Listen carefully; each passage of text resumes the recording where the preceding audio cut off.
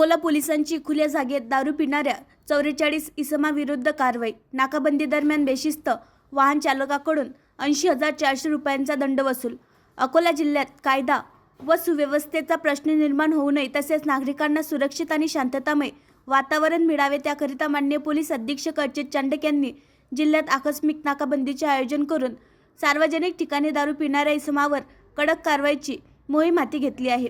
सदर नाकाबंदी दरम्यान पोलीस विभागाच्या वतीने दिनांक 7 फेब्रुवारी 2026 चे 7 ते रात्री 11 वाजेपर्यंत आकस्मिक नाकाबंदीचे आयोजन करून तसेच विशेष पथके तयार करून सार्वजनिक ठिकाणी दारू पिऊन गोंधळ घालणे, शांतता भंग करणाऱ्या व कायद्याचे उल्लंघन करणाऱ्या 44 इसमावर मुंबई पोलीस अधिनियम अंतर्गत कारवाई करण्यात आली। तसेच संपूर्ण जिल्ह्यात नाकाबंदी राबवून नाकाबंदी दरम्यान जिल्ह्यातील एकूण 35 नाकाबंदी पॉईंटवर 1019 वाहने चेक करून मोटार वाहन कायद्यान्वये 155 कारवाई करून 80,400 रुपयांचा दंड आकारण्यात आला आहे। नाकाबंदी दरम्यान सर्व उपविभागीय पोलीस अधिकारी यांनी नाकाबंदीच्या ठिकाणी भेटी दिल्या तसेच सर्व ठाणे प्रभारी अधिकारी यांनी नाकाबंदीमध्ये सक्रिय सहभाग घेऊन नाकाबंदी प्रभावीपणे पार पाडले।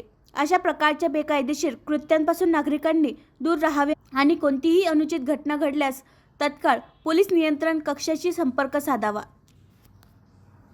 आणखी नवीन व्हिडिओ पाहण्यासाठी आमच्या देशमुख एक्सप्रेस न्यूज चॅनलला सबस्क्राइब करा, लाईक करा आणि शेअर करा।